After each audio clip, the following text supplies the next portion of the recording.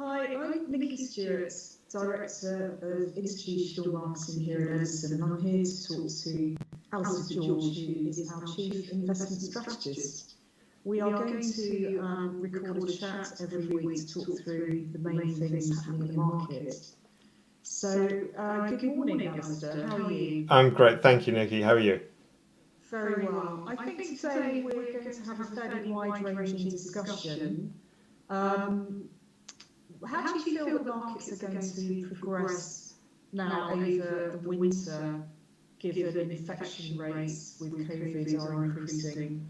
I think over the whole winter, that's quite a long time to forecast. I think what markets are more focused on now is the period leading up to the school half term, actually, and the imposition of circuit breakers, which are obviously over the last few days of increasing probability.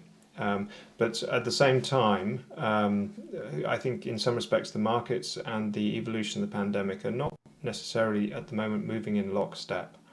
For example, circuit breakers were put in for a short period of time. That wouldn't necessarily knock markets off track, as it would be a relatively brief interruption to economic activity. If, on the other hand, there was open-ended lockdowns, that would be a more serious matter. But for now, companies can see the infection rates just as well as we can. We are not getting guidance being cut at the moment. In fact, earnings estimates are on a gently rising track in developed markets. In our view, in some respects, the markets are effectively an uneasy balance. We've got the fear of a resurgence, which is driving expectations for stimulus packages, for very loose monetary policy, and then you've got the fear of the actuality of a shutdown happening, a major shutdown happening. Provided that major shutdown doesn't happen, then actually I think markets are going to continue to make progress, climbing the traditional wall of worry as we go through the winter. And there is progress being made in vaccines, notwithstanding the recent pauses in trials in the US yesterday. So it is looking quite likely that we'll see vaccines being released maybe Q1, Q2 of next year. Mm.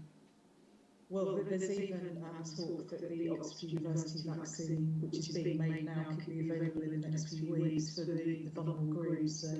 Yes, exactly. I don't want to be quite so as aggressive as that, but I think it's very easy very easy to talk about the negatives while not having the balance of the positives coming through at the same time. So, overlaying COVID, of course, we have the US election coming up, and so broadly speaking, what do you think are the investment implications of that? Although Biden's ahead in the polls, and according to the published models, is likely to win, I'm not too confident to call it at this point. What I would say is that if there is another period of Trump, markets have got used to that. If there is a change in the US president, then I think the investment implications are the following. It will be slightly less friendly to the domestic US corporate sector, and it will be slightly more friendly to international equities.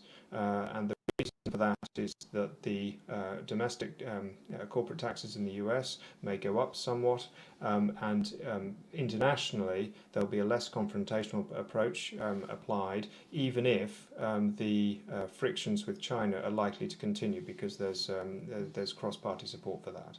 But it's likely with China to be a more rational, strategic kind of process to ensure that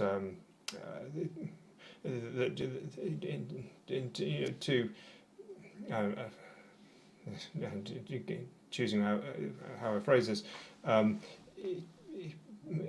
approach which is probably more strategic and in the US's long-term interests. Right, and then just moving on, closer to home, of course, we are close to a conclusion, hopefully, on Brexit. Do you think we're going to get a deal? And if we aren't, what happens next? I think what we've moved from is an ambition to get a broad-ranging deal which covered financial services and access to European financial markets for London-based firms, to a narrow deal to a very limited arrangement, which and whether that's described as no deal or whether that's described as a victory for both sides, I'm not sure. But I think some of the worst case scenarios, such as massive disruptions at ports, will probably be avoided by a very narrow agreement in all but the very worst of circumstances. And from where the parties are at the moment, there's not an awful lot more on the table than that. And I think investors have, in fact, positioned for that kind of outcome. So drilling down, with all this uncertainty with COVID, the US election and Brexit, are there any particular sectors to avoid right now for investors, or indeed that you would favour? Early on in the pandemic, it was clearly the right trade to get involved in the technology space, the areas which were not only COVID secure from a working practice perspective, but also had enhanced demand. I'm not so sure at this point that that's where the focus should be, because if you look at the fastest growing quartile of stocks, there's been a dramatic expansion in the price to book multiple over 2020 because of that phenomenon. There's also been something of an outperformance of the US versus Europe, for example, and even if, of course, European estimates have been hit somewhat harder. At the moment, what we're suggesting is a slightly more cyclical exposure, which leans a little bit more towards Europe. We're looking for quality industrials which can operate in a COVID-secure manner and are not likely to be shut down for extended periods. I think it's too early to get involved in the travel, hospitality, leisure kinds of sectors where there is still the prospect of very significant disruption. And I think also for the medium term, people will have to take a very careful look at the structural changes which have been accelerated because of the pandemic. That's fantastic. Thank you, Alastair, for your time, and I look forward to having another weekly update with you next week.